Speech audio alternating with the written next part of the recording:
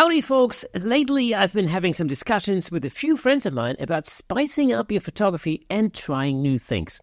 So, if you've been thinking about what to do on a rainy day or throughout the winter, or actually at any time, then look no further. Because this week, we're back with one of the greatest minds in miniature photography, and he's got a brand new book out revealing all of his secrets. Right after this.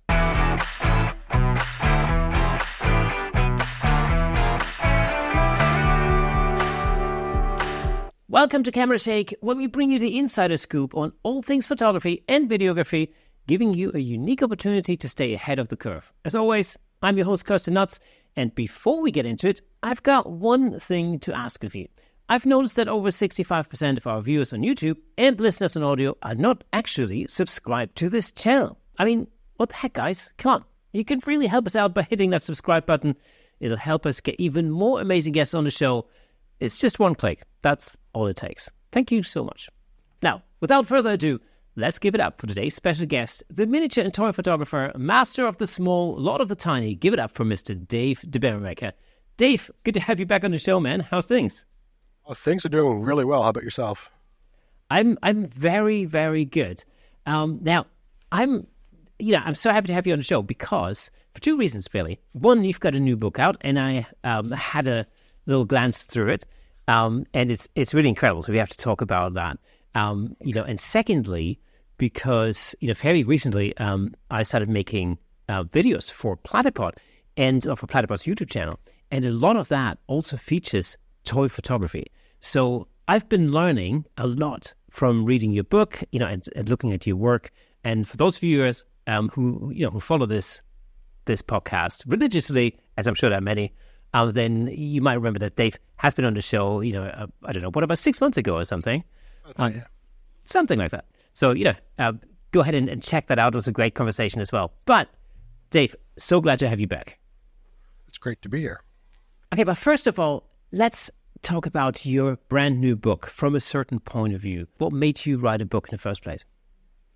Well, the short answer is I blame Chicky Nando from the KelbyOne community. He basically, he chatted me one day in the community and said, I tried to buy a action figure and I bought the wrong one, and you should write something. He said to me, you should write something about picking the right action figure, which sounds something to do. Then somehow that got into, you should write a book. And I was like, okay, challenge accepted, I guess. So that evening I wrote like the summary of the book, and then I ended up not hating the idea of writing. So I just kept on writing over the next 6 months or so, and then eventually just filled in all the outline and ended up with a book, and then decided to release it to the world, which is what I've done. And it really is a treasure trove of information for anybody who wants to or is toying with the idea of getting into toy photography. I mean, this really is the thing that struck me reading it. You don't have to have any knowledge of toy photography at all, and it's a really great guide into the subject.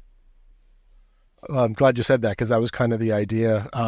One of the things I wanted to do with the book is that I've gained all this knowledge about how to do toy photography and miniature photography, and it's not all in one place. There's no real guide. There's nobody else has written a book that I'm aware of about this subject. There's not a lot of podcasts about it that concentrate on all the skills. There are a few that concentrate on some aspects of it. But I wanted all this knowledge I've been gathering, and it's knowledge from all over the place.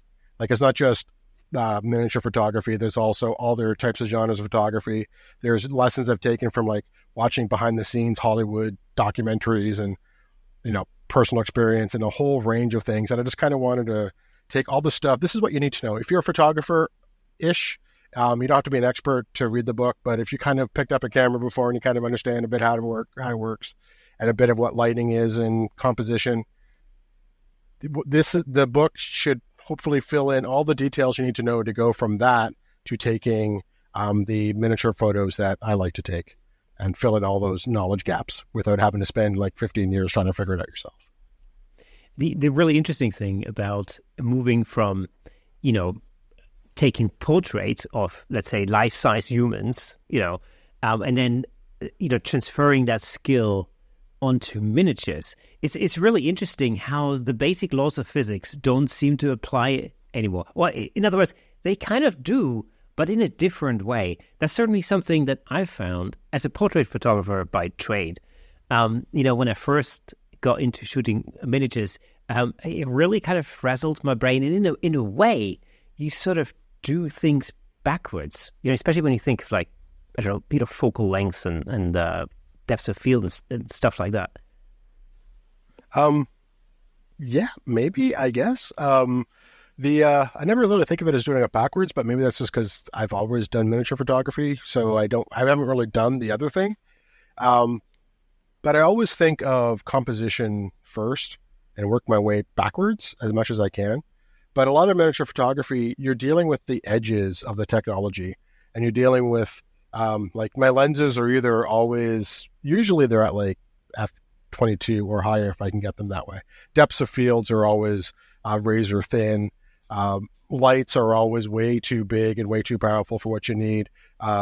Although it's easy to get lights, but they're always not quite the right fit. And so it's drilling down and kind of understanding your gear enough so that you can take the aspects that and kind of stretch to the limit, and then make it fit into the scene that you are trying to take a photograph of, if that makes sense. Yeah, I mean, what I mean by doing it backwards is that as a portrait photographer, I usually think of this wide open end of a lens. So to me, it's like I'm looking at 2.8 to 5.6 to 7.2, somewhere around that area. I very rarely shoot at f8. It's usually wider than that, or wider apertures than f8. Right. So anything below that. But with miniature photography, you're sort of at the other end, and as far as, again, if I compare it to, I call it standard portrait photography. I'm thinking in terms of depth of field. I'm thinking like, okay, well, if I get the tip of the nose sharp and the mask of the face, and I get a slight fall off round about the ears, round about that sort of plane, then that's kind of what I like to achieve. But even that's a massive depth of field when it comes to toy photography, because, I mean, you're talking like razor sharp little slithers. Yeah, if you're like at f2 and you're at a really wide lens, like a 18 millimeter lens, your lens is going to be so close to the subject that even if you can get it in focus, because you're so close to the lens, your depth of field is going to be less than a millimeter. Like nothing about taking the tip of the nose and the eyes in focus. You might not get the entire tip of the nose in focus. So the wide open apertures are not your friend. You don't need fast lenses to take miniature photography. It's all about depth of field. And that's really great news, for anybody who wants to get into toy photography or miniature photography. Even if you don't have the super expensive, professional grade lenses, you can actually do this with basically a kit lens to start with. Yeah, I started with the kit lens. I really don't well, I guess I do use a bit more than a kit lens now, but yeah, a kit lens is perfectly fine for what you need. There is some limitations of lenses. That not all lenses allow you to get as close to the subject as you may want. There's a factor of lenses called the minimal focal distance, which is how close the sensor is to your subject. And as long as that's within a reasonable distance of what your vision is, which really matters, because there's a huge difference between taking a close-up of somebody's face and taking a full body photo of an action figure, or a close-up of the face of an action figure. That distance is remarkably, there's a huge gap in there. So as long as the minimal focal length allows you to take whatever photo composite whatever photo you need, make the image that you need properly. My words are not making sense right now, but you know what I mean. As long as you can compose your photo with the lens that you have, then it really doesn't take much. as far as camera gear. You're always dealing with low shutter speeds. I mean, usually I have my shutter speed well below like the normal f1.25 that you'd normally have for like the slowest handheld you can go, not f1.5, but 1/25 of a second rather. Usually it's like, a quarter of a second, even longer than that, because toys don't move. So they can stand there as long as you want them to. So you're dealing much more with time photography than you are with like instantaneous, which really makes the equipment cheaper, because usually the more expensive the gear, it's how quick you can take that photo with a lot of light, and that's just not a factor with miniature photography. And one of the added bonuses for that is that you don't necessarily need to have an array of flashes either. When you can, because of those shutter speeds, you can utilize constant light, or even just your table, your desk lamp or something, to create some interesting light. It's not necessarily, in portrait photography generally, especially if you use strobes a lot, which I do in the studio. I use strobes all the time. In fact, when I first got into the subject of like toy or miniature photography, I felt quite uncomfortable using constant light. I really realized how little experience I really have using constant light, because I've always used strobes. Always, it's just my go-to thing. My brain just works like that. I understand it, and I feel comfortable with it. As a constant light has never really been a thing. But that being said, I thought it was an amazing learning opportunity, of course, and as a consequence, of course, it just overall makes me a better photographer for diving into the subject. Now, I have to say, I love it. In fact, my wife and I went on a Lego buying spree the other day. Nice. So I've got some toys to shoot. But I tell you one thing. That's interesting, because I went to a local camera club meeting last week, and they did a thing called, I think they called it Round Table, where basically there were 5 tables, and each table was a discussion round basically about a particular genre of photography. So it could be portrait photography, it could be landscape photography, it could be whatever, wildlife, and one was macro. And it was really interesting actually sitting in with that group and listening to what people were saying. Because one of the things that I've heard people say was like, I kind of love the idea of macro. I mean, of course, macro photography being quite a popular subject generally when it comes to this, camera club competition type of scene. Yeah. But there were quite a few people who said like, I'd really like to get into it, but it's really hard because I don't really know what to shoot, because insects don't ever sit still. And I sort of thought, well, has anybody ever thought about, what about toys? Anybody thought about that? And the look on the people's faces around the table was like literally like, oh yeah, that's a really great idea. And I thought, wow, I'm surprised that nobody's thought about this. And so I thought it'd be it's an amazing coincidence, of course, that you're on the show this week, because I'm definitely going to be recommending this conversation to some people. Do you have any favorite toys that you like to shoot, or miniatures? A lot of what I shoot tends to be whatever kind of catches my attention at the time. Are you asking in terms of like characters, or in terms of like styles of toys? Oh, in terms of in terms of styles of toys. Styles of toys. Well, I started off shooting Lego, mainly because I had Lego. My first Lego or toy photography shots I took because I raided my Lego stash that I kept as a kid that I was going to give my child who wasn't quite old enough yet. So I had those sitting around. And I kind of migrated to what is known as 6-inch scale figures. I'm not sure what it's like in the UK. I'm guessing it's the same as it is here in the States, where if you go to your local toy store aisle and look for the standard Marvel or Star Wars action figures, odds are those are going to be the 6-inch scale. And I like those because they're big enough that they can have a lot of detail in them, but they're small enough that they don't cost an absolute fortune. The two sizes that I tend to shoot are the 6-inch scale and the 12-inch scale. And the 12-inch scales, especially from companies like Hot Toys, There are other companies, but those are the ones that I tend to gravitate to because they're the ones that have the license for the characters I tend to like, mainly Deadpool. But the detail that they can put into those figures is absolutely astounding, and it looks like you have like the figure from the show in front of your camera, just slightly smaller and immobile. But the quality of it is fantastic, but you're also paying big bucks. And they'll be like 10 times more than the smaller 6-inch figures.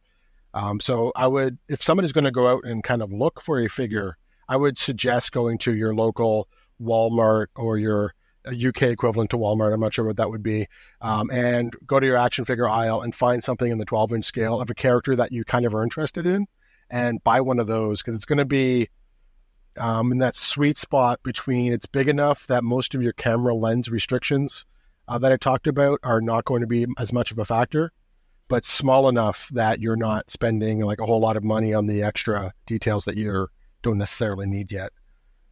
Because one of the problems with Lego is that it's such a small scale that it's really hard to get in zoom unless you have a higher end or a macro lens.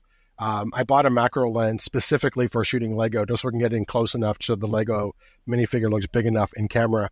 When I first started off trying to shoot those, was the biggest factor of how can I get close enough and still be in focus.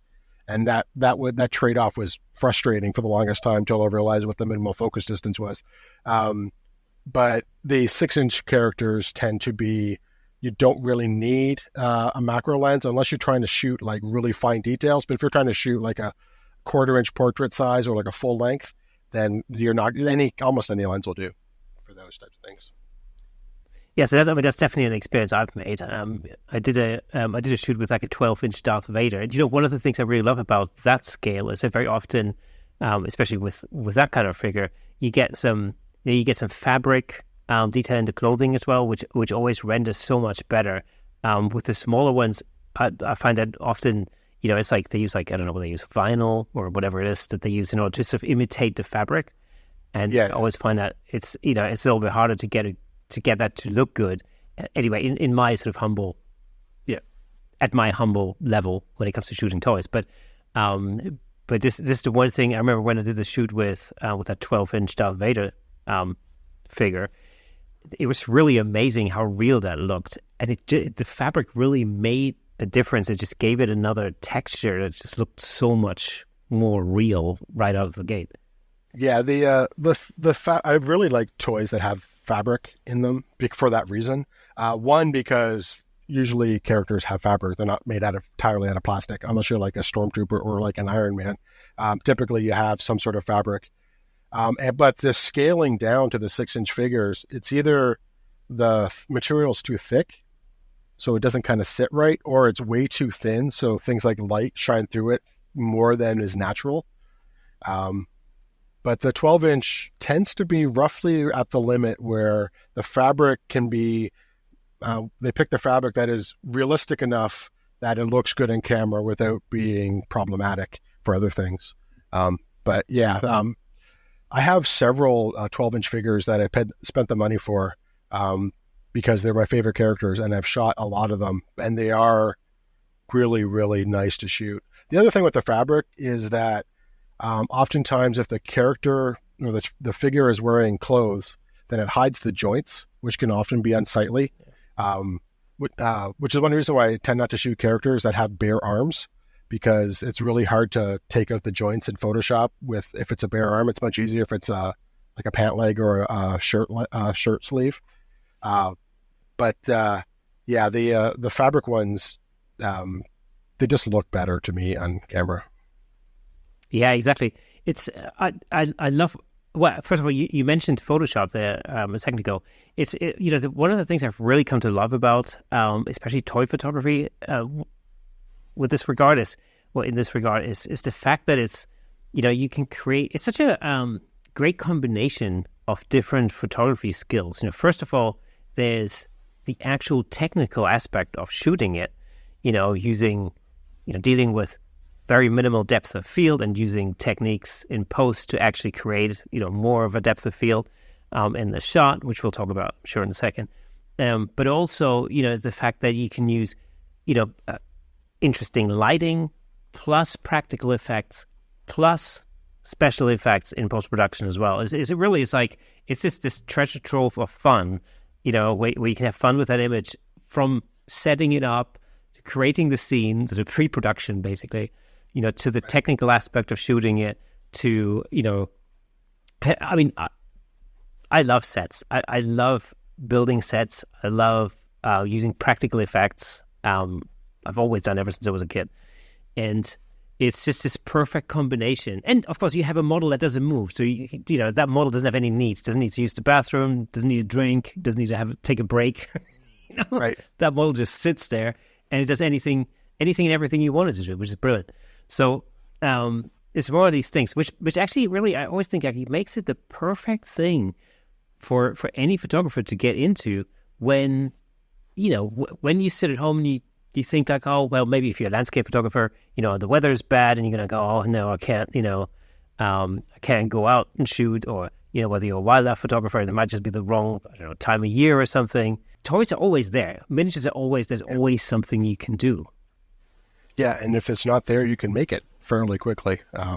Although that's a whole skill set in and of itself, but I've made full-on sets that from out of like simple materials, like what you can do with insulating foam, like foam sheets that you put on the side of your house, and a little bit of craft paint and an X-Acto knife, you can make a lot of things. You can make entire sets out of nothing but that and some a bit of imagination. But there's so much you can put into these. The miniature photography can be just as simple as, here's a figure doing something, stick it in a spot, take a photo of it, and that can make a compelling photo. But there's, like you said, there can be more complicated shots. You can spend a lot of time trying to figure out, okay, I'm gonna need like a campfire.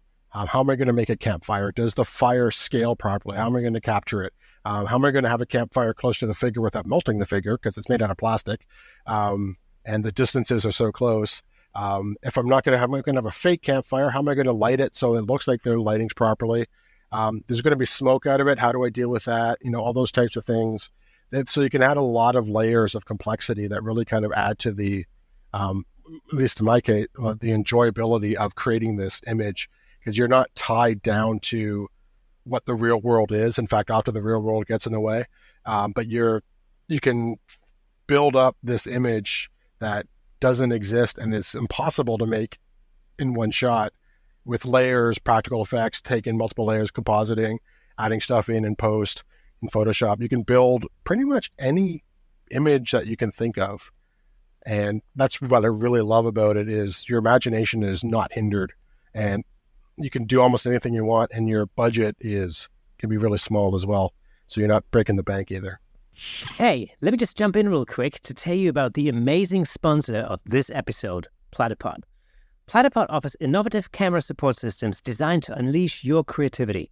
With their stable, versatile, and portable solutions, you can capture stunning shots like never before.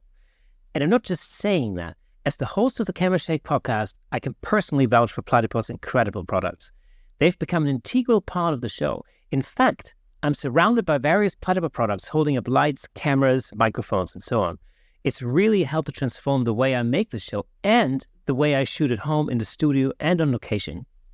But don't just take my word for it. Explore Platypod's website at www.platypod.com to discover their range of products, including the Platypod Extreme, Platypod tripod heads, and the brand new handle, of course. Make sure to follow Platypod on Instagram and Facebook at Platypod Tripods for exclusive updates, tips, and giveaways. By choosing Platypod, you're not only investing in your photography, but you're also supporting the Camera Shake Photography Podcast. Thanks again to Platypod, our amazing sponsor. Platypod, where innovation never sleeps.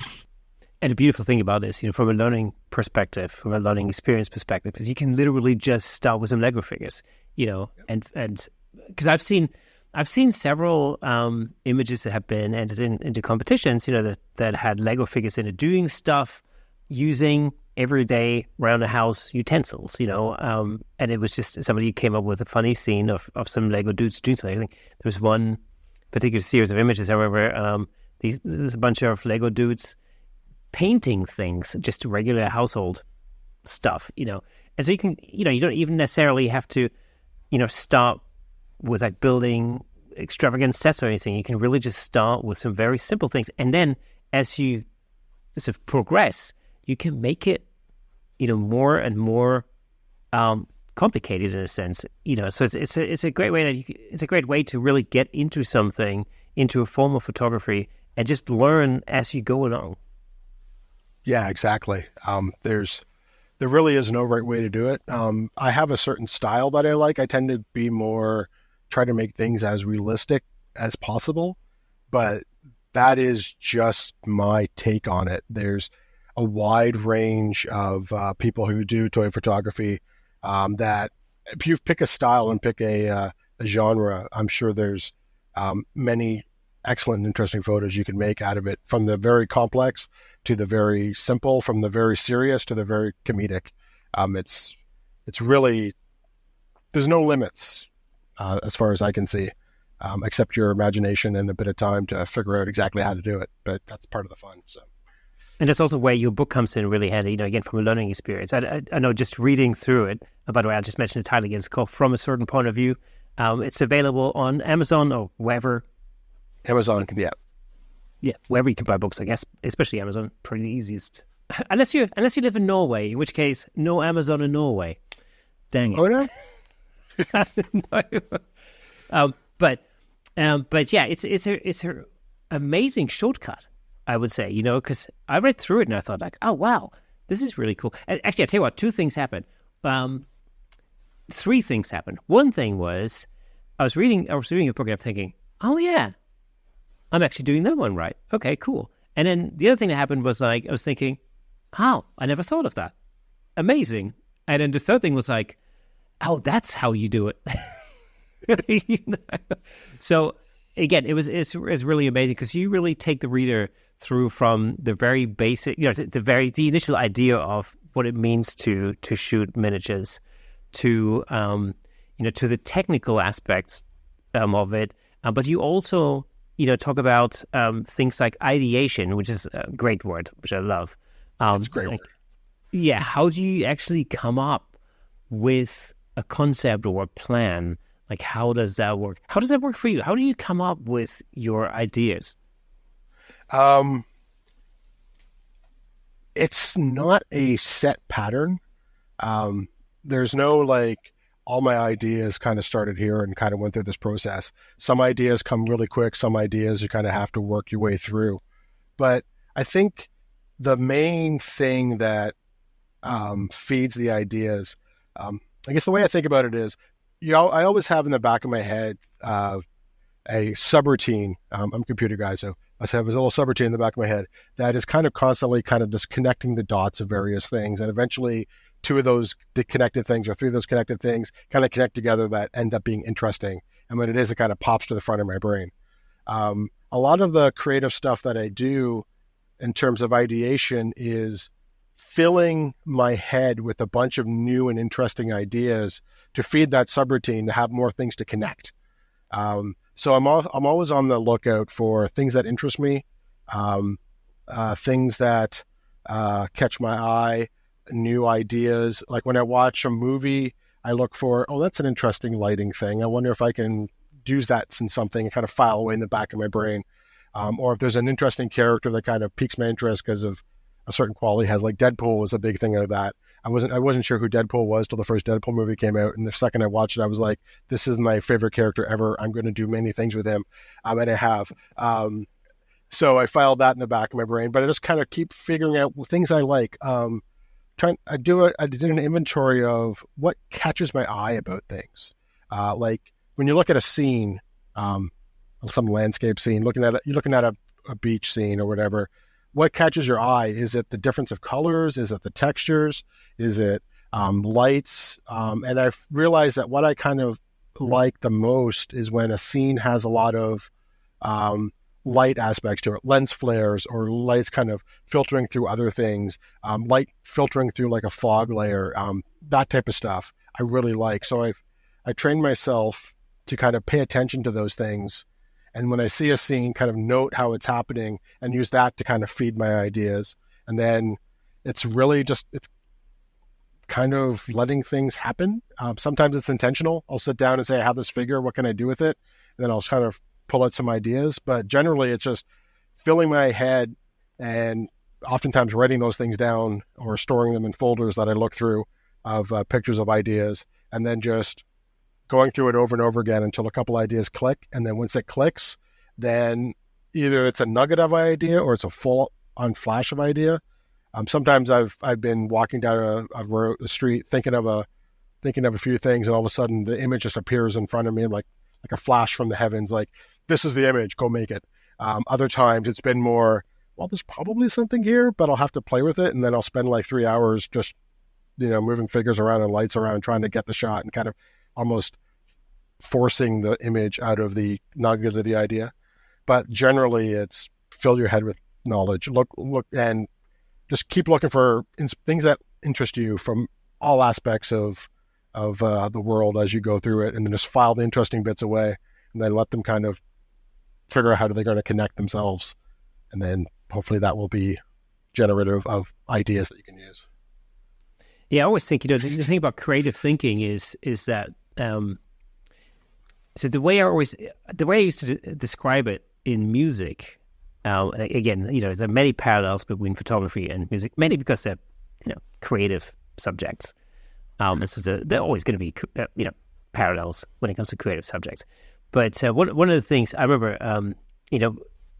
being a session musician, one of the things that happens is, you get booked for a session. Let's say you get to rock up at the studio at 4 p.m. or something, and then the tape's rolling. When I started working in studios, it was literally tape, and then it's like, okay, go. And so you sort of had to, you had to have the ability to just be creative on the spot, like literally at 4 p.m. on a Monday, and the way you would get there is literally by, I always used to think of it as a lock, and everybody has that creativity within them.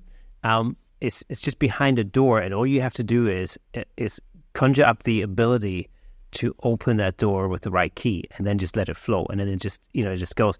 And a lot of it, of course, is just by experiencing a lot of the sort of things that you want to create, like looking at movies. A lot of miniature or toy photography is very cinematic.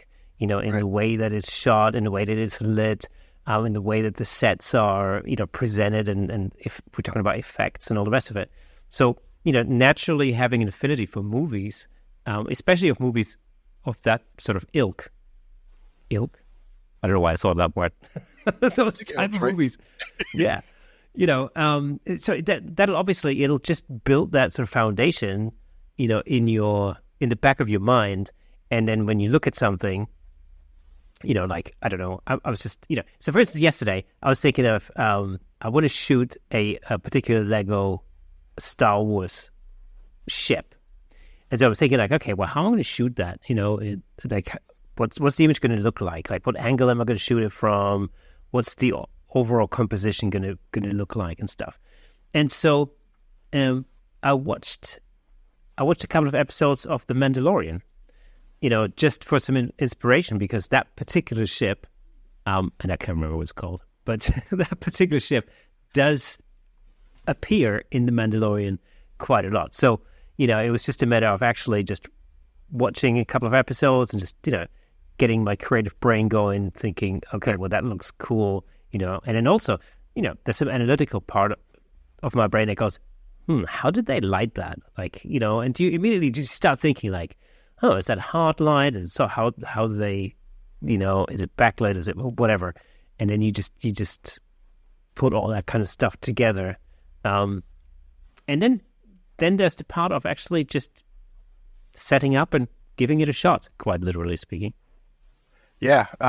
One thing about The Mandalorian, I'm not sure if you noticed, but if you look at the back or the end credit scenes for The Mandalorian, they have these painterly scenes from the episodes, and those are absolutely amazing.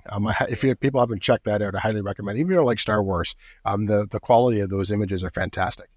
And the theme tune, man, the theme tune is incredible. There's a heavy metal version of that theme tune that I listen to on almost a daily basis. It's fantastic. But yeah, watching movies, Hollywood is a master of storytelling. That's what they do. And it's a mixture of the visual and the audio and motion through time. But if you take away the audio and you take away the motion through time, you basically just have a bunch of photography. So using that as inspiration can be very helpful. It's also helpful just to, not everything you have to do has to be like uniquely, originally yours.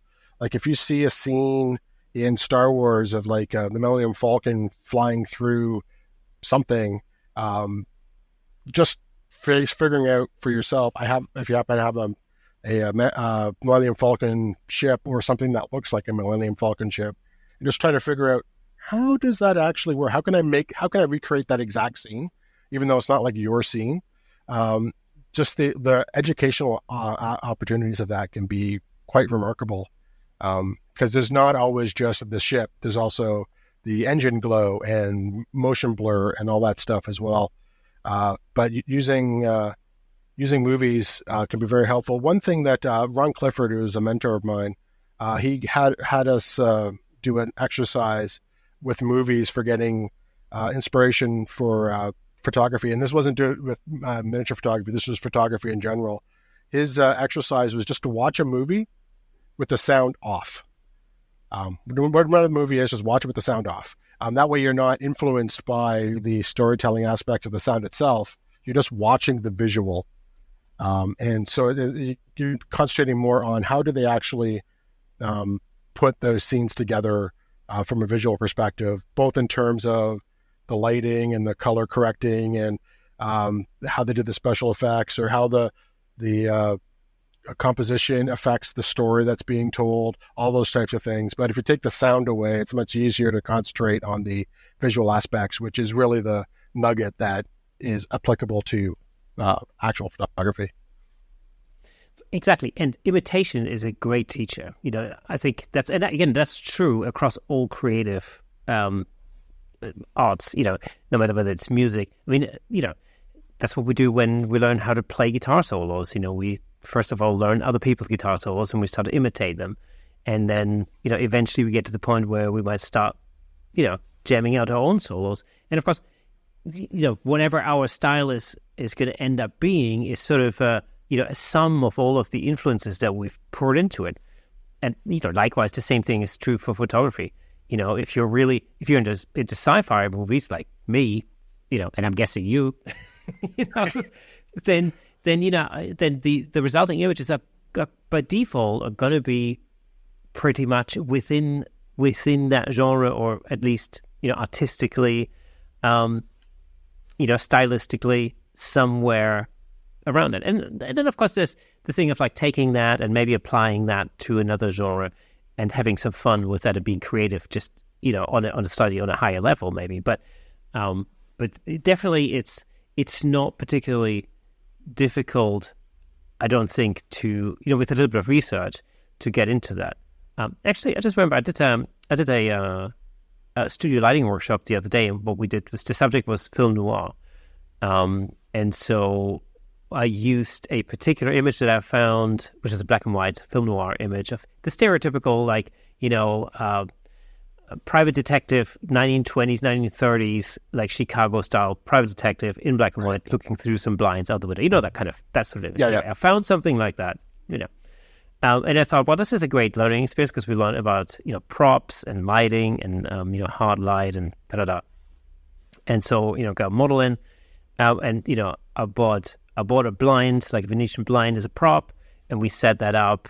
We had a background that acted as the wall basically, and we created some other lighting on that. And all in all, it was a great learning experience, I think, for all the participants in that particular class, because we actually worked out how that shot was made, and in doing so, we learned a lot about lighting and about how to work with the model and how to pose and and how to utilize the props and all that kind of stuff.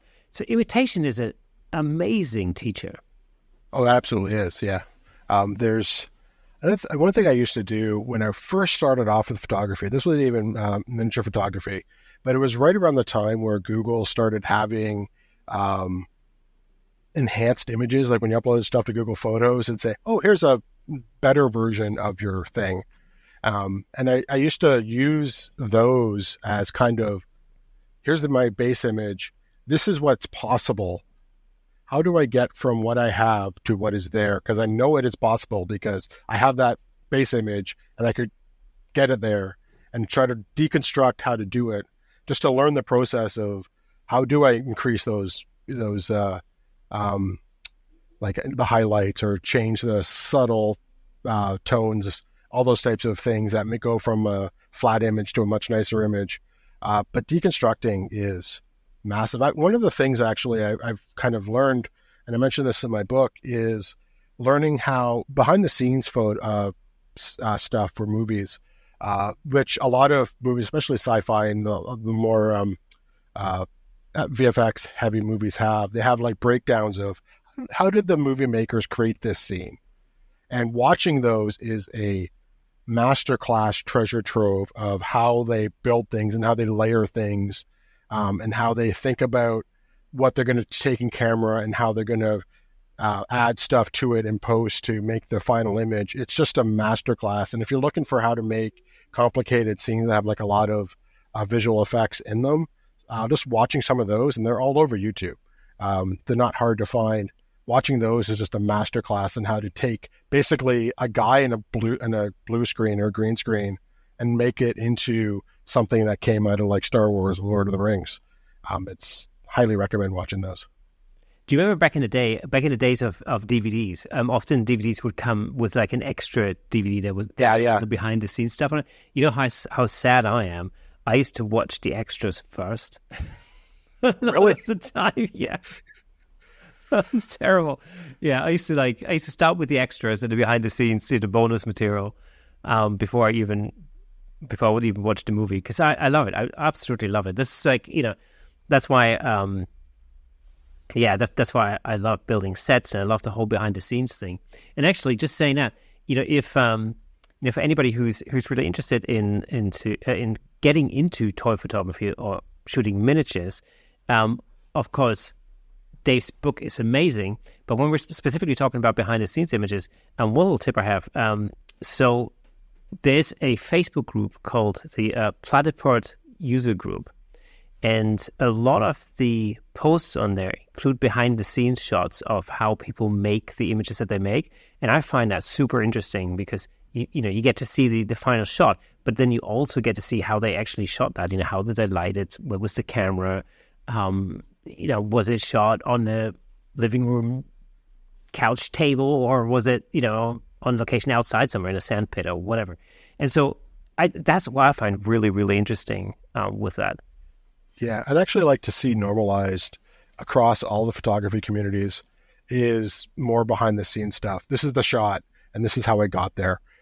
There's so much you can learn, but then there's benefits both from the teaching others and keeping the knowledge for yourself. They say you remember like something like 10% of the things you learn you remember, but like 90% of the things you teach you remember. Something like that.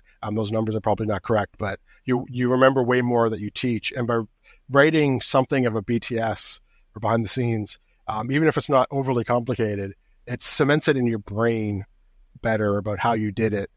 So it helps other people, but it also just makes you a little bit better, stronger of a creator as well. So I think I like behind the scenes stuff. And the fact I have a YouTube channel that's all basically behind the scenes of how I create my photos. I don't do a lot of educational stuff on there because the idea of breaking things down is just too destructive to my creative process. I don't know what I'm doing until I do it. So explaining what I'm going to do and then doing it is just a nightmare of production. But yeah, I record what I do so people can get an idea of what went into a particular image and where I started from and kind of all the steps I went through. So if people are interested in my behind the scenes stuff, you're more than welcome to check that out too. Absolutely. And I completely agree with you on that, because that's what I found when I started making videos for Platypod, where I take a particular photographic technique and then I break it down and explain how I make a particular shot. And so what I've learned the hard way really is that in order for me to do that, I have to make the shot first. I have to create the image first. And then it's actually relatively easy for me to break that down and move backwards and okay, well, this is how I got there and these are the steps that I took. And then I can bind in particular techniques. I mean, I can basically go into detail with particular techniques, or I can sort of, I don't know, almost like disregard them a little bit if I don't think that's the kind of educational point that I'm trying to make with this particular image, But yeah, I need to actually make the shot first, and often it's making the shot that takes longer than creating the script. So that's really how I work it. I make the shot, create what I call the hero shot, and then I write a script around that, and then once I've written the script, I can then go back and I can create a B-roll shot list off of that. Because normally what I do is, I make the shot, it's all still set up in my little studio. I then write a script, and I can then go back and film all the B-roll stuff. And the very last thing I usually do is actually record my talking headshots, basically. And so it's easy for me to do it that way, because otherwise, trying to come up with a script where you think like, well, this is how I'm going to make it, and then because you never know exactly 100% how things are going to turn out when you think like, oh yeah, I know how to do this, and then you do it and you go, oh, okay, I hadn't accounted for that. Yeah, exactly. Especially if you're a lot of the stuff I've been doing, like I've been like 3D printing figures and painting them up, and I have no idea what it's going to be painted like until it's done. So if to kind of explain it as it went along, I really need to like do it and then like do another one again. And that's just too much time.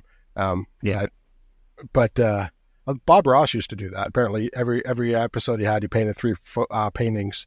Whoa. One for his reference, and then one for his general talking as he went through it, and then one for all the close-ups, which is crazy. But I mean, part of the fun of doing it too is you don't know how you're going to get there. You just know you have this end game or the end goal in mind, and you don't know how to get there, but you figure it out as you go along and solve all those little problems, and hopefully you'll solve them in a way that gets you to where you're going. If not, you've learned something. And I mean, that's the thing. That's a really fun thing about it, because I mean, I certainly feel that I learn something every time, I attempt to shoot like that. And we were talking about, the difference between shooting like 6-inch or 12-inch figures and Lego.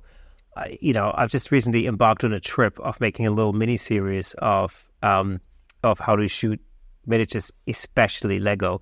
So it's all based on Lego, and I've learned a ton just from diving into that and just going. I remember doing the first shoot with my little, buddy Darth Lego, and I was like, okay, I didn't see that one coming. That was like, that's a different thing. But it was interesting, actually. Yeah, it's super interesting. See, this is like, I'm coming back to Lego because I think it's such an easy thing to get started with, because first of all, most people have Lego lurking around the house somewhere, behind the couch, especially if you have kids, under the couch, behind the couch, in between the couch cushions, somewhere, there's going to be some Lego somewhere. But secondly, also, especially if you do have kids, it's a great thing that you can do with your kids. Or in my case, with my wife, she really loves building Star Wars Lego things, as I've discovered. A lot of Lego comes with their own sets too. It's easy to build a Lego scene because that's the whole point of Lego, is to build things out of it. Lego is a very nice entryway. I know a lot of toy photographers that have started with Lego. And it's relatively cheap. It doesn't seem cheap when you're trying to fill a kid's toy box full of Lego. But if you're looking for a model or two, it's really not that bad, especially if you just need little minifigures. There's websites you can go to, like bricklink.com, that people sell used Lego. You can just buy the figure you need. You don't have to buy like a whole big set if you're looking for a specific character. It's not a bad way to go. Plus, it's easy to store, and it's very easy just to stick in your pocket. And then when you're out and about and you're like, oh, I want to be creative, you can just pull it out of your pocket and you can go nuts for a while. Yeah, absolutely. I mean, again, it's so accessible. You can get Lego just about anywhere in the world, so it's not difficult. In fact, it's easier, particularly here in the UK. I mean, it seems like, a lot of things like, chains like Toys R Us seem to have shut down over here in the UK. So it's not as easy to get hold of like action figures as it used to be. That's what I've found. there might be one or two. In particular, I think there's only one major toy store chain that's still around from the top of my head. But usually, it's either a matter of going to like specialist stores where, as you said earlier, 12-inch figures are horrendously expensive. That's crazy. Right. Or ordering them online, in which case you don't really know what you're getting because obviously they always look much better on the photo, on Amazon or something, compared to what you actually end up with. So it's not quite as easy as it used to be. I remember like when I was a kid, do you remember Kenner used to make all the Star Wars figures? Yep. Originally, yeah. Like the standard, I don't know, what were the 6 inches? What were the 6 inches? I think they're 3¼ inches or something like that. It's some weird thing, like somewhere between 3 and 4 inches. Yeah, but it was a whole universe. All the characters, lots of like spaceships and all the whole shebang. I mean, it was great. It's phenomenal. I had tons of it. I had absolutely tons of it. And then I moved to the UK, and then when I came back to my parents' house, a lot of it was gone. I don't think they knew. Yeah, I had the same problem. I mean, there's so many times in my life it's like I should have kept on to things. I remember when Lord of the Rings first came out, I was living in Canada, and I bought a few of the action figures. At the time, feeling kind of weird because I'm a grown adult buying action figures, but whatever. And then somewhere between getting married, it wasn't really getting married, but it was packing up and moving to the States. And I think I said, I don't really need these. I'm just going to not like throw them out. And now I'm like, those would be perfect to shoot. And they're really hard to find these days. It's like, why, Dave? Why did you do this? So yeah, hold on to your toys. Yeah, you never know when you're never going to know when you're going to need a stick in front of your camera. Exactly. I remember the first, the first Star Wars figure I ever bought was Luke Skywalker in the X-Wing fighter outfit. The orange jumpsuit type of thing. So that's the first one. The first of many. There's actually a thing I read the other day about a particularly rare figure. And I'm thinking like, shoot, I used to have that damn figure. Dang it. I tended to go the route of let's collect everything, which gets expensive just from a buying figures perspective. But you don't necessarily need to do that either. You can just stick with a couple of characters and just shoot those. You don't have to buy like everything. Although it's tempting sometimes because your shelf looks really good when you have all those characters sitting there. But and you don't have to switch genres. Like you can have a Star Wars guy and a Marvel guy hanging out. That's fine. You can have a Star Wars guy and a Barbie hanging out. Doesn't really matter as long as it makes sense to you and the photo looks good. Go nuts. The world's your oyster. Exactly. And of course you can take it to the sort of the nth degree, like the extreme end, where, like in your case, you even 3D print characters and parts of the set, so you can customize it to wherever you can take it to wherever you want to take it. Really, yeah. You can go as simple as you want or to as complicated as you want. It's really, there are no, as far as I can tell, really limitations as to your creativity. You can, whatever makes sense for you to shoot, you can make it happen with miniatures. Now, there's a thing about miniatures that you talk about in your book, which I thought was really interesting. And you call it Uncanny Valley, which is this thing where you look at a character and you think something's off, and something about it is not 100% real. You give a really good example with a couple of characters from some of the more recent Star Wars movies, like Princess Leia, for instance. I believe it was in Rogue One. And I remember having exactly the same thought. How do you make an action figure look realistic? What's the trick? There's a couple things there. First of all, the Uncanny Valley thing is like a Hollywood trope that I repeat in the book because it's applicable. So not my thing at all. But then the whole idea is the closer fake humans get to being real, it looks more and more creepy until it looks completely real. But the closer you get to look human and not being quite there, your natural process in the back of your brain says, that's not right. And you're kind of triggered and kind of saying, this is odd. It makes me feel uncomfortable. until it actually becomes looking real. So like the closer you get, the trickier it is to get right.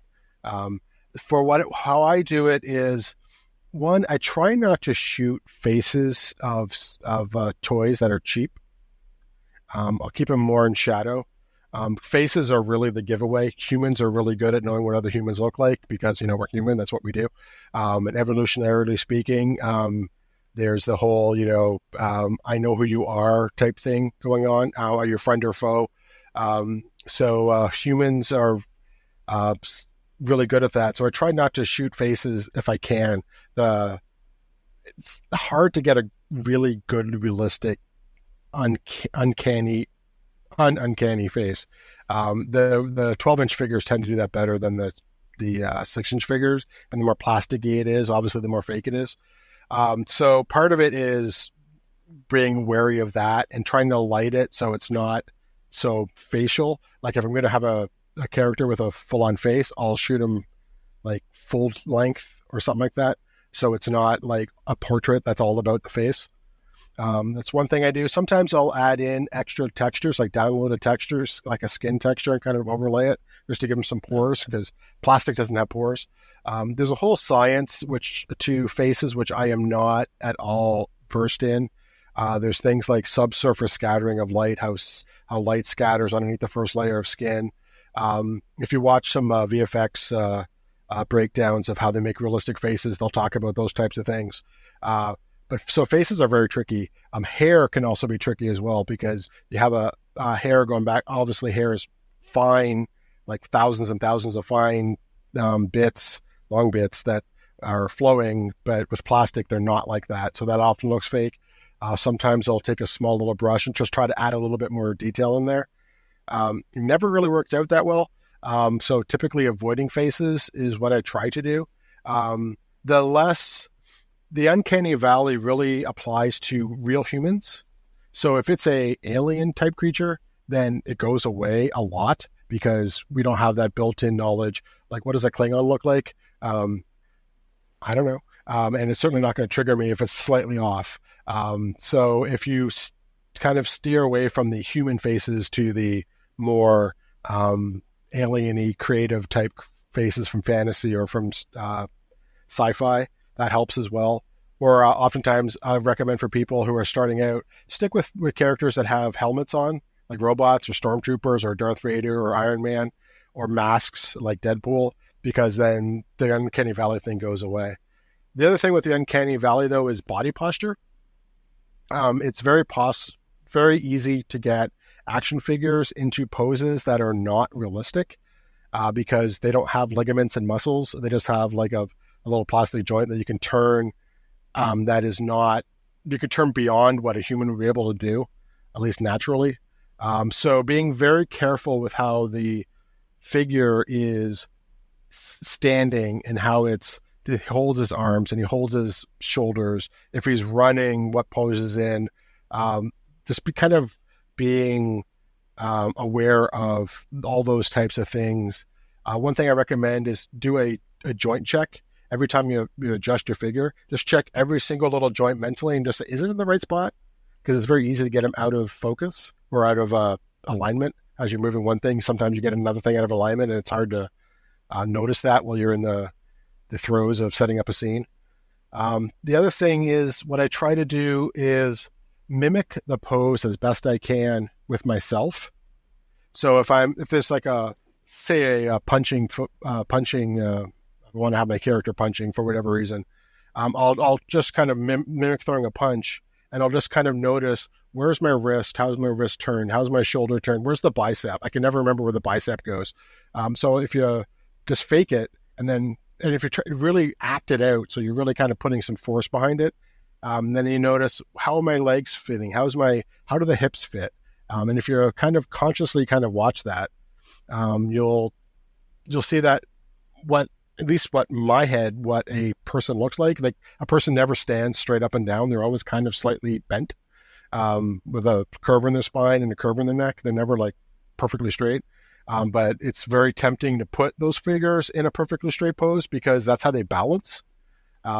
So just being aware of how the character kind of wants to naturally, like the figure itself, the plastic thing he wants to naturally balance versus how a human would actually be posed in that particular setup, and making sure that it leans more towards what the human does instead of what the figure wants. Those are good ways to kind of counteract the uncanny valleyness of things. And that's often a problem, I think, when you're not necessarily securing the action figure. I think if you just, if you're trying to balance it on a flat surface, you're kind of limited in what you can do with it because it'll just fall over. So, coming up with ways to secure that, that action figure in place is really quite important. What sort of tools do you use for that? For the larger figures, I tend to just use a chunk of wire, usually a black plastic wrapped, like a copper wire or a metal wire, like 16, 18 gauge. And I usually keep 2 or 3 lengths of that in my pack, usually about the length of the action figure itself, so about 6-inch length.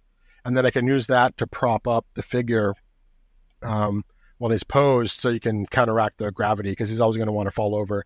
So you just use the wire as like a third leg to kind of prop him up. Normally, a lot of figures have joints. They'll have like a hip joint or a back joint. So you kind of like shove the wire into one of those joints and then run it down to the table in whatever way makes sense for it to become like a tripod. And then you just remove it in post. So Photoshop becomes your friend. If you're very careful and you're very lucky, sometimes you can get the wire to sit so you don't have to remove it in post, but odds are you're going to have to remove something. So try to run the wire so it's not like going in front of him as much as possible. Have it go behind them so it's easy to remove that way. But yeah, using wires is primarily what I do. Sometimes I'll do the opposite and hang them.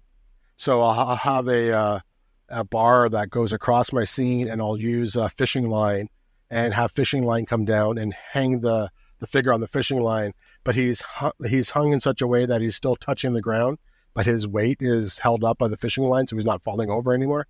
I've used that trick a few times. When it comes to smaller things like Lego minifigures especially, there's a product called MacTac or Blue Tack, which is this stuff. It kind of looks like a putty eraser. I'm not sure if you ever used one of those when you were in school. The whole idea of it is just, it's like a putty that doesn't harden, and it's designed to stick things to other things. Versions of this are actually used by museums, I'm led to understand, to stick things on a shelf so they don't fall over. But you can use this putty stuff to stick it to the bottom of a minifigure's foot and then put that on the ground, and that keeps him from falling over when normally he would. That MacTac can also be used. I'll use it for, sometimes I'll have a figure and I'll have a stuff in his hand, but figures' hands, they're not that flexible. So it's usually whatever cup pose he's in or gun pose he's in. And he wants to hold something and the something doesn't quite fit properly. Put a little bit of MacTac in his palm, and then you can stick it in there and it just kind of holds it in place. Between the MacTac and the wires, that's probably 95% of my supporting action figures that I use. Yeah, I think over here in the UK it's known as Blue Tack. So it's quite a common thing. I think every kid has Blue Tack somewhere in their school bag, I'm very sure. Probably, yeah. So it's a great multi-purpose tool, Blue Tack. I use it for lots of stuff. The other thing I think that's super interesting that you talk about in your book as well is lighting, because one of the things that happens is, again, as a portrait photographer, I know how important relative scale is to your subject. So, for example, if you want to create soft light or hard light, it really, the size of the light source in relation to your subject becomes a major factor. And then, of course, distance plays another part in that. When it comes to shooting miniatures, though, of course, everything is scaled down quite a lot, because I'm guessing that it's still, in order to get realistic lighting on an action figure, your light source still has to be relatively the same size as the equivalent light source will be, let's say, to a human subject. So you're going to have to scale everything down. How do you deal with that? You just kind of wing it. But yeah, what you're saying is true. Like if you have like like a 6-foot softbox that you'd use for a human, that's like 30 feet across when it comes to like a minifig because of the scales. But conversely, if you have a small flashlight, if you use a small flashlight on a human portrait, it would be a very harsh light because the light of the flashlight is much smaller compared to the human. But for an action figure, you scale up that flashlight. If the flashlight is like 2 inches across, if you scale it up like 12 times for like a 6-inch action figure, the scaling is 1/12, so you make it 12 times. That's like a 2-inch softbox. So getting soft light is generally not a problem with toys, just because everything just tends to be bigger. The problem comes with harsher lights. And I tend not to worry too much about the size of the lights because everything tends to just be bigger than you need. So it's just a matter of just positioning them in a way that just kind of makes sense for the figure. There is no wrong way to light a figure per se, as long as it matches your vision of what it should be. So some techniques I'll use, though, is one is using things like barn doors and other adjustment things like snoots to kind of narrow down the focus of lights to where I don't want them. Feathering the lights is another way of doing it. How close the lighting is to the figure obviously makes a huge difference in the size of the light. If you have a 2-foot softbox right beside your figure, it's a 2-foot softbox. But if you move it back 8 feet, it becomes a sharp point of light again. Tricks like that. One thing that I tend to do with a lot of my figures is I don't try to light it all at once.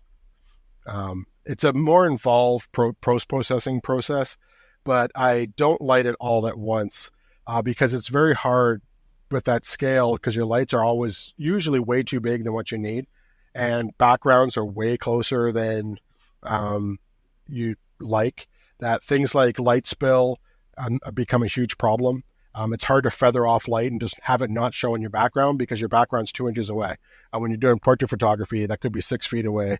If you don't even notice it in your background, when it's 2 inches away, it's almost impossible not to have it on your background. So I tend to just take what I call it selective lighting, which is kind of hard to describe in audio and video form, but I'll try it right now. Basically what it is when you look at your figure and you say, I want it lit, you kind of think of all the bits you want lit. So I want like a side light on the face. And so I want the light coming from let's say the top left. You think of all the things that would be lit up when it comes in the top left and wouldn't be lit up otherwise.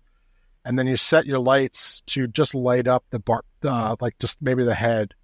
And then you take that photo and then you move the light down to the arms and say, what parts of this do I want lit up? And take a photo of that. Not worrying about what the head's doing now, but just what the arm's doing. And then maybe I'll move it to the feet and say, what part of the feet do I think will be lit up here? And light it for that. And to take the photo, not worrying about anything else. So you end up with like sometimes 15, 20 shots of the figure being lit correctly at various different parts of itself. And then in Photoshop, you just add all these layers up and then just kind of merge them together using layer masks and the light and blend mode. And then you just kind of mask in the bits that you want the lighting to be. And then eventually when you do that, you just end up with all the lights in all the right places. That makes sense. But that's the best way I've found to make sure that all the lights that you want are in the exact right places that you need. But I also that sounds like a lot, and people are probably going, I don't want to do that. And I don't blame you. That is a lot. It's not necessarily for everything. If you just have a figure kind of just standing at a table, you don't need that level of lighting. But if you really want to be hyper pedantic about where every single light reflection happens, and that's the way I tend to do it. But yeah. So you're basically creating a composite out of different shots that you've lit selectively, and then you basically create the final image out of compositing those things or blending those individual shots together. Yeah, exactly. Okay. I mean, yeah, that makes perfect sense. That's a technique that's very well known from automotive photography, for example, where that's used a lot. Tim Wallace uses that. That's right. I got it from Tim Wallace, who's like one of the better, maybe the best automotive photographer out there. There you go, Tim. It's another example of learning stuff from other genres. Yeah, absolutely. Yeah, and I remember creating wild composites of that sort, like during the pandemic. I think I did a test shoot on. Back then, I think I was driving a RAV4, very boring car, by the way. But I did a composite consisting of 90 shots, just to make that car. Yeah, and it was fun. It was super fun. But I did scale that down to maybe about 25 shots for other automotive shoots that I did after that. Right. Just because I thought I've proven the concept, so this is how it can work. Brilliant. But it was a lot of work, and the file was humongous. By the end of it, it was nuts. Yeah, but it's a super lot of fun. But when it comes to lighting, you don't need professional lights. I always use constant lights because they're easier to me. You don't have the what's the flash going to do aspect of it. You also don't have to worry about what the model thinks. You don't have to worry about burning out the model's retinas, staring at the lights all the time, or melting her or him, because they're not human. They're chunks of plastic. So you can just light them up as you see fit. But then whatever the light shows up in your camera, that's exactly what's going to show up in your raw file at the end of it. But you can use any light. You don't need big fancy studio lights. You don't need strobes. I tend to use Lube Cube panels just because Lube Cubes are nice. But when I started off, I used primarily tactical flashlights. I bought 4 for $20 off Amazon. They're just small little flashlights. I just use those on my Lego figures, and they work just fine because, like I said, when you scale it up, those are like 2-foot softboxes. So, yeah, lighting is usually not a problem. Almost guarantee you it's easier to find lights than it is to find action figures if you're creative enough. Desktop lights are a perfect example of those right now. Yeah, it's easy to create diffusion. You can use like what do we call it over here, like sandwich paper, which is like almost like diffusion paper that you could use, or like all sorts of different things. Lume Cubes are great. I use Lume Cube Panel Pros, the LED panels a lot, and they're so super versatile. You can change the color, so you can imitate gel lighting, for example, which is phenomenal. And the one thing I found, like especially shooting Lego, especially shooting Lego figures as opposed to like ships, is that the actual Lume Cubes, they have like a magnetic front, so you can add different kind of filters on the front. It comes with a diffusion filter thing, and actually that in relation to a Lego figure is pretty much equivalent to like a 5-foot softbox or something like that. So actually, relatively speaking, that light makes a lot of sense for those kind of scale models because you can approach it because my background is portrait photography. I sort of approach it like a portrait photographer, and I go like, okay, well, how can I get a light source that's small enough so it does what I think it should be doing, and of course. But talk about you mentioned tactical flashlights. I did exactly the same thing. I got a really cheap one, and it spits up pretty blue light. It has a really blue like color to it.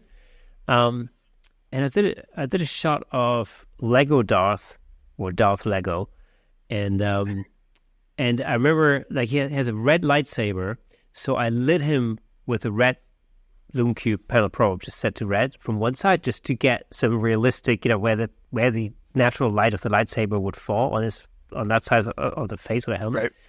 But then I also used a tactical flashlight on the other side just to bring in some blue, just to give it that slice of color contrast in there, that little juxtaposition. And it actually worked really well. It just had a hint of blue in it. It wasn't like fully gel blue, but again, so combining those lights can work really well. I think this was like a 5-light setup. How did you light the lightsaber itself, or did you do that in post? So yes, so basically, so I knew that I was gonna do the lightsaber in post. So that's so I knew that I wanted to get some realistic red glow on Right. the mask and the helmet and that side, because I knew that that's where realistically that would be. But rather than doing that in post, and it may have enhanced that a little bit in post, but basically, I like to light things in situ as much as possible. It's generally that's true, of course, for shooting small models, but also just generally when I do composites, and there's other like objects or whatever in the image, I like to shoot them in situ and light them in situ as well, because it's the most realistic lighting you can ever get. Yes, that's the definitely. thing. So, whenever possible, although the end result might be some, extravagant, like a composite, for the most part, what you see in the image would have been pretty much in that space, just not all at the same time, Right. Basically. Yeah. So that's, yeah. But yeah, so I love those Panel Pros. You can turn them to any color. They're so versatile. I've done so many different things with them. I do that lighting all the time. There's nothing better than lighting the figure in place. It's very hard to fake light, especially if you're not an artist. Like if you know how to paint like portraits, that you could probably paint in light in Photoshop. I don't have any of those skills. So the best way for me to get light that looks realistic, like from a lightsaber bounce or from like an Iron Man's thrusters or a magic potion being used or whatever, is to usually I do the same thing where I add a little bit of light to where I think that if the object was really in scene, where it would kind of cast off to, and I add that little bit of light in. So when I actually add in post the actual lightsaber or the magic potion, then the light makes sense for the object that I introduced. I use that all the time. I think it's a great way to go. Yeah, and of course, the thing that I think people often forget is that when you have real light when you light something or someone, especially when you start using color, that color will affect not only the highlights, and this is where often when you see something that's being recreated in post, that's where often a mistake is, because people think, oh yeah, well, it's the highlights that are being colored, but actually that color will then have an impact on shadows as well. So if you're using red light, for instance, the shadows that cast because of spill and everything else, that will have an impact on the shadows as well. It's just, you just really get a much more realistic behavior of that light when you actually shoot it in situ. So I always find it easy. The other thing is, of course, when you then go and you enhance that in post, you can see in front of you where that light went. What did it affect? What didn't it affect? And so even if you enhance that in post, it gives you a really realistic roadmap as to what to do and what not to do in order to make it look and feel realistic. And so that's always the thing.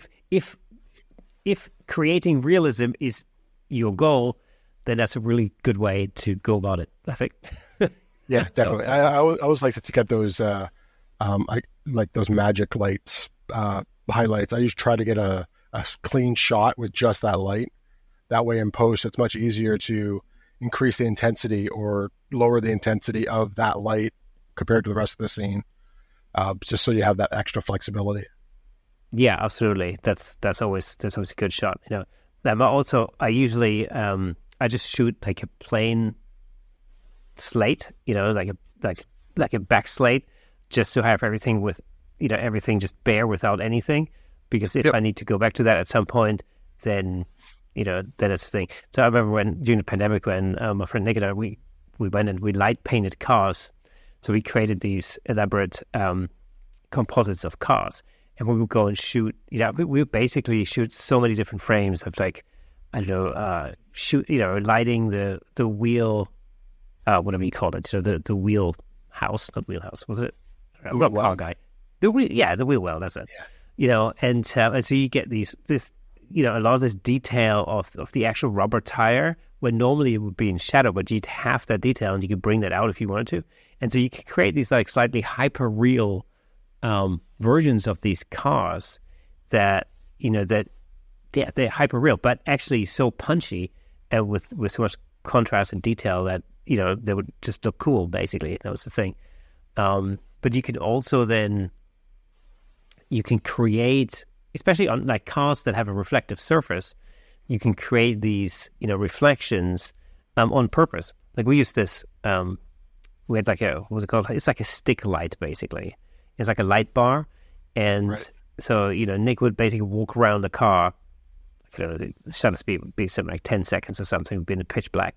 And he would basically walk around the car. I would look at the shot and be like, okay, you need to, lift it up higher and, change the angle until we got like a really nice reflection, maybe along, the side of the car that would accentuate the shape or something of the, the hood or whatever. And, and then that would be one of the shots that I would use it as part of the composite. But you can then go in, like really go like, oh, yeah, this is what I want to happen on that part of the car.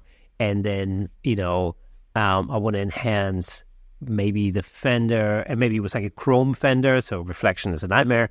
And, you spend time like creating a shot that had like a really nice reflection along that. So it was really like you take all the best parts, the best bits of that car, and stick it together and post it and make this like almost perfect looking version of the car. It was fun. It was super fun, especially in the pandemic when, we couldn't shoot any humans. Yeah, and I do that all the time with my stuff. Use the same technique in automotive photography. When you shoot architecture or interiors, big style, we light different parts of the room separately and then composite it together, doing stuff like that. Still life, toys. I mean, But always get that blank, no light shot. Then you just layer on all the other lights as you need them till you get the perfect picture, and then you're done. Yes, exactly. Because you want all the detail in there, because the creative part then for me is always like, okay, well, I now get to decide where I want the detail to happen, where not, and that's great. You can literally manipulate light. Awesome. It's got to be a superpower, man. It's got to be a superpower. It is. What are the specific challenges for you when you're shooting miniatures? Other than what I've discussed already, when it comes to everything is so tight together, like you're always at the edge of your technology. Yeah, so there's a lot of challenges there. One is figures don't bend the way humans do. So if you're mentally thinking, oh, if I just had this figure do this pose, then that would work if it was another human that you were shooting.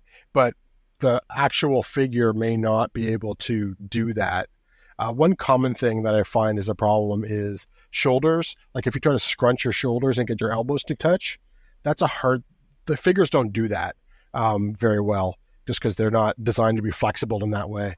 So if you think of a pose that requires them to do that, then it doesn't work. So sometimes, even though sometimes action figures could be way more flexible than you need them to be, some other ways they're not nearly flexible enough. Neck movement is another way that they just don't tend to bend as much, especially looking down or looking up. They don't move as much as a human would able to be. So it's that type of thing can throw me off. Sometimes I've thought of a perfect, amazing shot that would look really cool, but just because of the scale, because their camera is way bigger than a normal camera is too. So sometimes you just can't get the camera in close enough at the right angles to actually get the shot you want, just because it doesn't physically fit. So that's a thing that's kind of stymied some shots. Another one of the challenges is things like dust. Dust is the bane of my existence, because as I say in the book, scale giveth and scale taketh away. When it comes to things like lighting, you get free, awesome, soft light because everything scales in your favor. But when it comes to dust, everything scales the opposite way. A fleck of dust on a 6-inch action figure is 12 times larger than it would be in real life.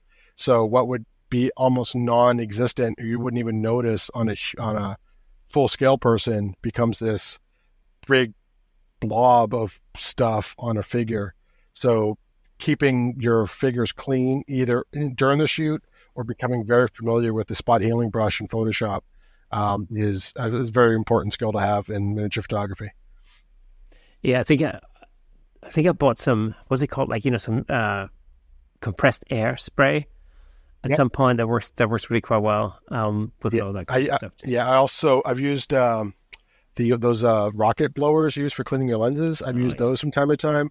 I've also gotten small brushes, like makeup brushes that are really soft bristled, and you can use those to brush some of the dust away. You got to be a little bit careful though, because especially if you're using a brush, because it's very easy to move the figure. Another bane of the existence of a miniature photographer is figures don't have their own sense of natural balance, and they don't take to being knocked over. You knock them over, they're falling over. Sometimes they just seem to fall over on their own. But even those little bit of knocks, you knock them over, but they don't naturally go back to the pose. When you knock them over, the arm will move and they'll get bent all out of shape, and you have to set up the whole thing all over again, which can be very annoying. So you always want to be a bit careful when you're moving the dust things around, because it's very easy to move stuff out of shape or knock everything over. And then you just kind of have to reset everything, which sucks, but that's the nature of things. But figures will stay. I've had figures put in front of my studio and they've stayed that way for weeks, and they've come back like weeks later and they're almost the exact same spot. But sometimes just shooting them and for some micro vibration in the desk can just cause them to fall over, and then you never get them back to the exact position you had them in the first time. They're sometimes they feel alive, like Toy Story almost seems a bit too real sometimes, but yeah. Let's talk about special effects, because we mentioned it a little bit earlier. A lot of the things that I love about when I look at toy photography is the sort of the post-production special effects that go into it. Like you mentioned earlier, like imagine a spaceship and you've got the thruster burn in it, or like lightsabers and stuff.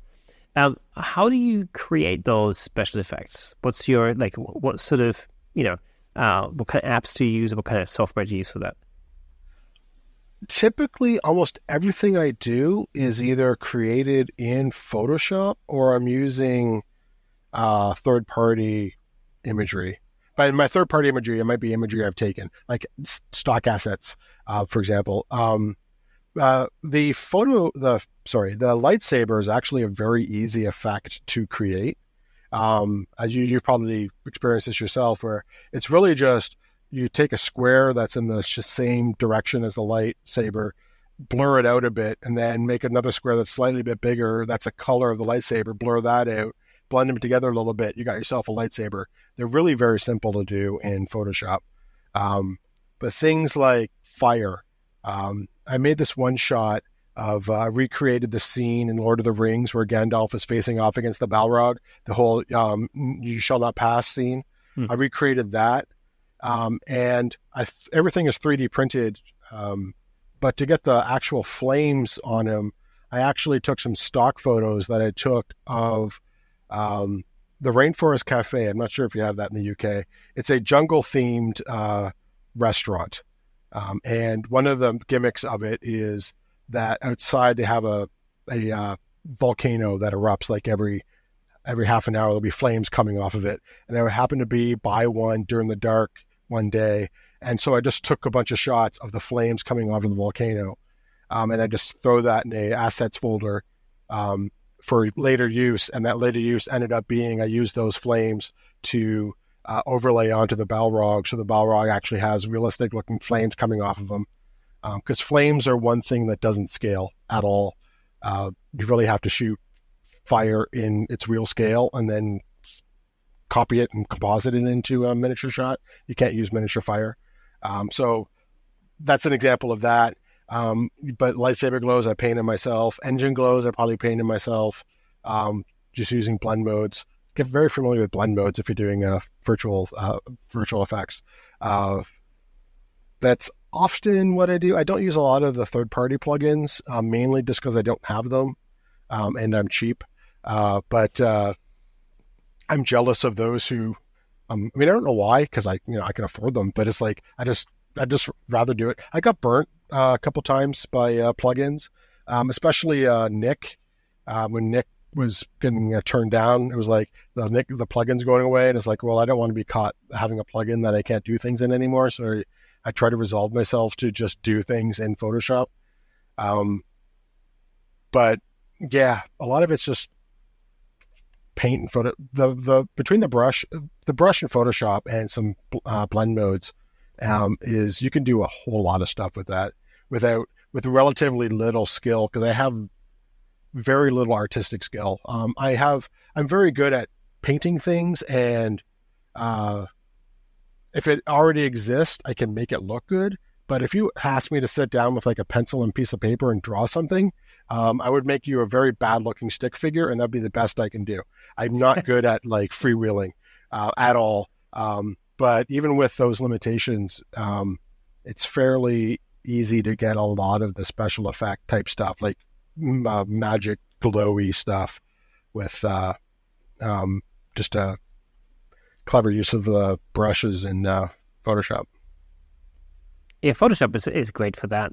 There's also like Boris effects, for instance, is something that you could use, which has a lot of like really cool built-in, pre-made sort of effects, things that you can overlay and stuff like that, which I've used a couple of times before, and it works really quite good. Yeah. So yeah, that's it. It's again, it's another level to toy photography that's not necessarily a must, but it's super fun once you get to the point where you think like, okay, well, I've sort of mastered the craft of creating it in camera, and now you can enhance it, maybe take it to that next level, of completing the shot, basically. Definitely. I have a library asset in my folder on my computer that I just squirrel away all these interesting things, like pictures of fire that I've taken, or clouds, or smoke. Some of which I've actually taken, some of which I bought like texture packs and stuff from. And I just squirrel them away in this folder. So when I need to do something, I need like a rust texture, I just go through that list, and then I have those folders, those images that I know I can use because I've already pre-cleared them. They're either mine or they're already licensed, and then I can just drag them over and use them at need. And that saves a lot of hassle. I find when it comes to keeping the creative juices flowing, delays always create a lack of creativity. Like being able to create something immediately, think of something and create it immediately, keeps the spark flowing. But if it's, you have to think of an idea and then wait a while for especially like an action figure to ship, that really kind of dulls the drive to finish the project because you've kind of lost the initial spark. Like I had a Gandalf. I bought a 12-inch Gandalf because Gandalf's another one of my favorite figures. And this figure is amazing. It has like real hair, and it has eyes you can position to move, like in the beard hairs. It's like it's phenomenally good figure. It looks just like Ian McClellan, came out of Middle Earth. But I ordered it in like December of 2019, and we're supposed to ship in March of 2020. So you can guess what happened. I didn't get it for like a year and a half after that. That was a very long year and a half after that, of waiting for things to ship. But keeping a library of stuff that you have tools available to create things, I find is useful, especially with the special effects stuff. But playing around with it, usually with special effects stuff, you pop on a new layer. That way, if you screw something up, at worst, you just have to delete the layer. If not, move stuff around. Don't work destructively. Don't add stuff to your current layers. Always add new layers. And play around with things. And it's amazing what you can create with very little in terms of starting point, like brushes and a few assets, and you're golden. Phenomenal. I mean, we've really covered so many different dimensions of toy and miniature photography, and all of it is in your book, which again, if you want to check the book out, it's available on Amazon, and there'll be a link in the description down below. So if you're watching on YouTube, all you have to go is down, you have a look down in the description, you'll find all the links there. And likewise, if you're listening to the audio version of this podcast, then just have a look at the episode's description and you'll find it in there. Highly recommended. Hopefully, if you're listening or if you're watching, hopefully, this may have sort of whetted your appetite to get into some toy photography, because it's a super, super fun thing to do. What I really love about it is the fact that it takes me away from all of the commercial photography stuff that I normally do. It's really just something that is just fun. You can create some amazing images with not a lot of effort, but not a lot of effort in the sense of you don't have to hire a model, you don't have to hire a studio, you don't have like the huge amounts of gear and all the rest of it. You can literally do that anywhere on your kitchen table or whatever. It is so easy and beautiful to get into. So hopefully, if it's a sparked your enthusiasm for some toy photography, maybe if you've got like an old toy lying around, or you can pinch one from your kids without them knowing. So it's fun to spot. Go ahead, do that. Dave, if you had to give one piece of advice or one tip to anybody thinking about getting into shooting toys and miniatures, what would it be?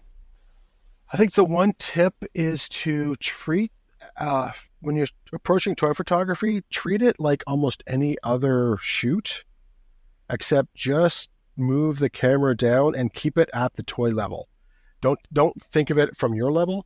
Think of it from the toy's level, and move your cameras and your lights down to that level, and then try to compose the shot so it looks correct. I think that's the best thing you can possibly do. That, and just remember that you can create whatever you want. So don't be hindered by what other people think should be there. If it is your vision and you can stick it in that image, then go for it, because it's your work and you should make the worlds that you want to make. Fantastic. Dave, thank you so much for being on the Camera Shake podcast again. As always, super enlightened conversation. Absolutely love it. I've learned a lot. And again, I've learned tons from your book. So again, if you're listening or watching, make sure you check that out. Dave, thank you so much. Okay, folks, that's it for today. It was fantastic having Dave on the show. And as always, before we go, let me just recommend another episode that I think you like. Check out episode 198 with Scott Kelby. I'm sure you'll love it. If you enjoy our content, consider supporting us on buymeacoffee.com/CameraShake to help us continue creating and bringing you more exciting episodes. It really does mean the world to us. And for those of you who are listening to the audio version of this podcast, did you know that there's a fully fledged video version over on YouTube with plenty of examples of our guest photography in full Technicolor? Well, you should by now, because I've mentioned it several times throughout this episode. Anyway, all you have to do is go over to YouTube, search for Camera Shake Podcast, and you'll be able to watch all past episodes on there. If you're already on YouTube, well, then, take this opportunity, drop us a comment, hit the like button, ring that bell, and share it with your friends. Your engagement helps us reach a wider audience all over the world. So thank you for listening and watching. And remember, a new episode drops every Thursday, so mark that in your calendars. Until next time, keep shaking things up in the world of photography. See you next Thursday.